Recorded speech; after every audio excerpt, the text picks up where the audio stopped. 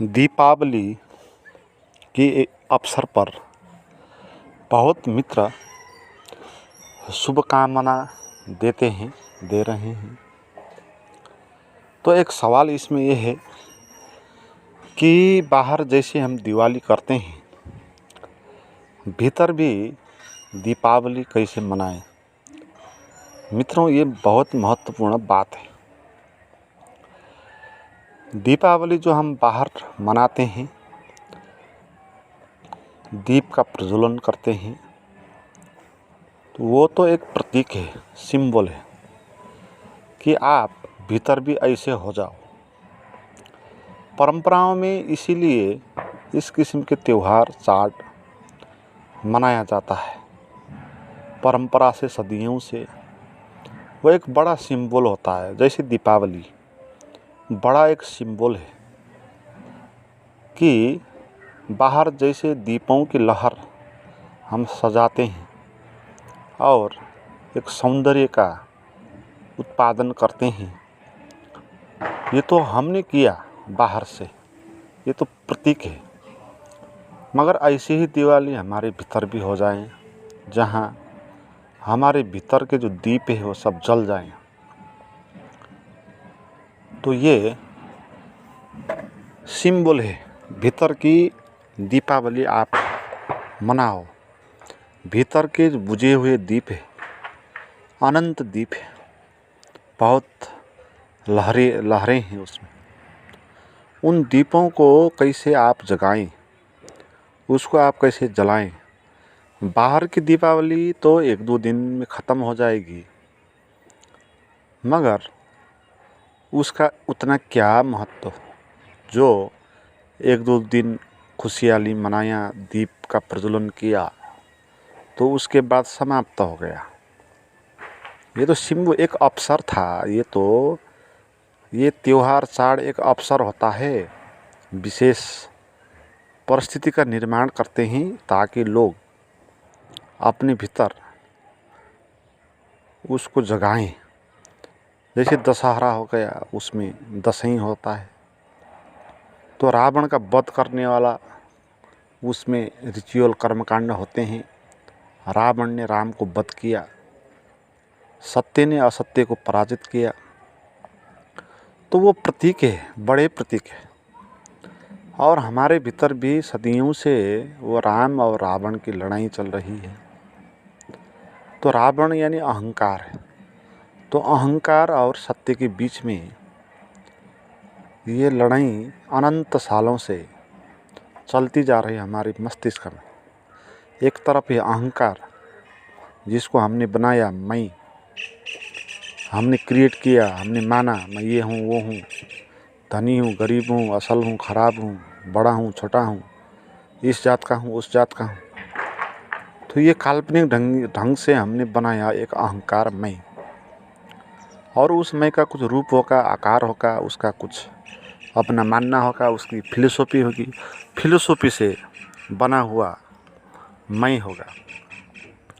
और एक तरफ होगा सत्य होगा, जिसको मानना नहीं पड़ता, जिसकी फिलोसॉफी नहीं होगी, जो सदा से हमारे साथ होगा, सत्य, वो भी होगा। और इन दोनों में सदियों से, न जाने कब से लड़ाई चल रही।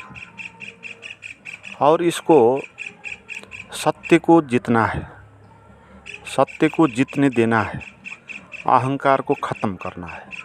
तो इसका प्रतीक है विजयादशमी, दशहरा। तो इसका एक प्रतीक है। वो उस अवसर पर हम अगर समझ गए बात, तो इस दिन को आप ऐसे मनाओ कि आज के बाद आपके भीतर का अहंकार ख़त्म ही हो जाएगा। तो ऐसे दीपावली है, तो आज का दिन आप ऐसे इसका उपयोग करो कि भीतर की ज्योति जला दो और जलती ही जाए, कभी ख़त्म ना हो जाए। ये एक अवसर है। मगर लोग भौतिकवादी हुए हैं, लोगों को पता नहीं कि भीतर की रोशनी जलानी है, तो वो बाहर की रोशनी जलाते हैं। और अब तो बहुत तरह के बल्ब आ गए, करेंट से वो कृत्रिम तरीके से दीपावली मनाते हैं। तो ठीक है वो भी, वो भी रोशनी का ही सिंबल है। मगर क्या हमने भीतर की ज्योति जलाने में कुछ किया? क्या वहाँ पर हमारा ध्यान है? अगर नहीं है तो आप बाहर की दिखाने के लिए, दूसरों को दिखाने के लिए अपने घर में ज्योति जला दोगे, बल्ब लगा दोगे, और ये तो जितना भी आप कर सकते पूरे ही घर को आप रोशनी से जला सकते हैं। बहुत तरह की रोशनी आप जला सकते हैं, वो बाज़ार में ख़रीद करके लाएंगे तो फिर भी ठीक है, ये भी एक उसी का सिंबल है। मगर ये दिखाने के लिए से क्या होगा? आप दूसरों को दिखाएंगे, देख भाई मेरे घर में कितनी रोशनी है। भीतर आपकी ज्योति बुझी रहेगी और उस कारण आप परेशान होते रहेंगे। इसलिए लोगों ने इस किस्म के चाड़ और त्यौहार को मनोरंजन का साधन बना दिया। बाहर दिखा तो रोशनी जल रही है घर में, और अपने शरीर के भीतर घर में, उस घर में तो कुछ रोशनी जली नहीं। तो फिर अब वहाँ पर भी कुछ मज़े कर लो। होता तो नहीं मज़ा, मगर कृत्रिम तरीके से मज़े कर लो। बाहर कृत्रिम तरीके से रोशनी लगाओ, भीतर भी कृत्रिम तरीके से नशे का सेवन करो। इसलिए ये चार त्यौहार में नशे का सेवन ज़्यादा होता है। लोग मांस खाएंगे, लोग दारू पिएंगे दिन भर, है ना। अब तो ये चार पर्व यानी दारू पीना ये हो गया, पर्यायवाची हो गया, है ना। जब भी चार पर्व आए, लोग कहीं घूमने जाएंगे, टूर में जाएंगे तो रक्सी दारू नहीं होगा, वहाँ पर बियर नहीं होगा तो उसका क्या मज़ा। तो लोगों ने इसको जोड़ दिया शराब, नशीली चीज़ पर।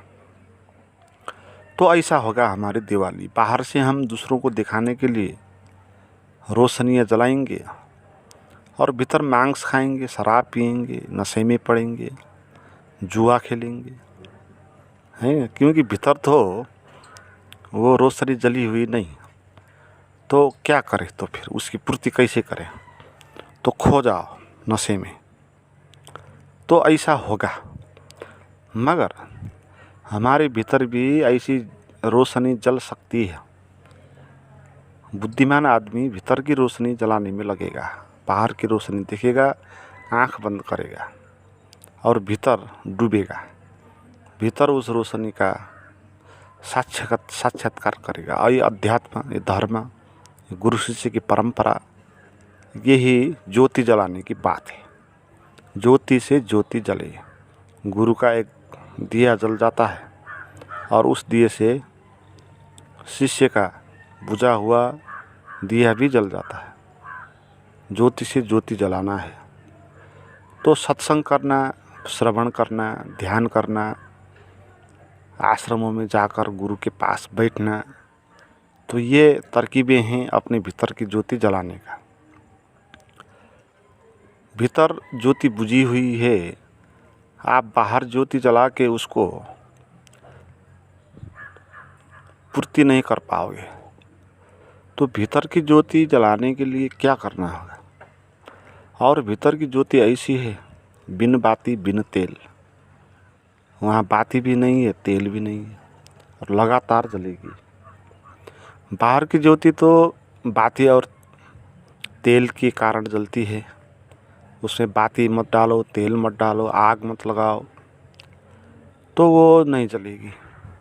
भीतर की ज्योति है, उसके लिए ना आग का सहारा लेना होगा, न वहाँ पर तेल डालना होगा, वो ऐसे ही जलेगी। अस्तित्व की वो बाती है। तो उस चैतन्य को जगाना है। उस चैतन्य को जगाने के लिए हमारे पास क्षमता है, तेल है, बाती है। क्योंकि तेल और बाती का आवश्यकता ही नहीं, उसका होना ही उसका जलना है। तो हमारे पास, सबके पास वो है। और उस बुझा हुआ दिए को आप किसी रोशनी में लेकर आओ, उसको खुला छोड़ दो, उसको विचारों से मुक्त करो। उस भीतर की ज्योति को, दुख को त्याग दो, अहोभाव से भर जाओ, तो भीतर की ज्योति जगमगा कर उठने लगेगी। निर्विचार हो जाओ, आप परम शून्य और शांत हो जाओ। जितना आप परम और शांत होगे उतना भीतर की ज्योति जगमगाएगी और जगती जाएगी और कभी अंत नहीं होगा, जगती ही जाएगी, जगती ही जाएगी। तो निर्विचार होने की कला सीखना है, ध्यान की कला सीखनी है, भीतर की ज्योति जगाने के लिए तो उस किस्म के साधना भी करना आवश्यक होगा, प्रवचन सुनना आवश्यक होगा। तो ये बड़े सौभाग्य की बात है जो भी लोग भीतर की ज्योति को जगाने के लिए प्रयास करते हैं, गुरुओं को सुनते हैं, कुछ ध्यान का अभ्यास करते हैं, तो एक बुद्धिमान आदमी है। मगर ऐसे आदमी जो त्योहार आएगा तो बाहर की बहुत सारी रोशनी जलाएगा और भीतर मांस और शराब पी के दुख को भुला के कुछ क्षण के लिए बेहोशी में पड़ेगा और बाद में वो जहाँ के तहीं होगा, उसकी ज्योति जली ही नहीं, बाहर की ज्योति जलाए। तो भीतर की ज्योति जलाओ तो आप जीवन भर दीपावली की तरह, दीपावली के त्यौहार की तरह आप जलते दिए की तरह आप रोशनी देते रहोगे और प्रसन्न होते रहोगे।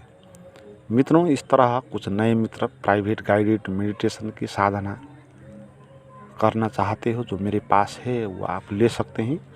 उसके लिए डिस्क्रिप्शन में जो व्हाट्सएप का नंबर और लिंक है वहाँ पर चैट करें।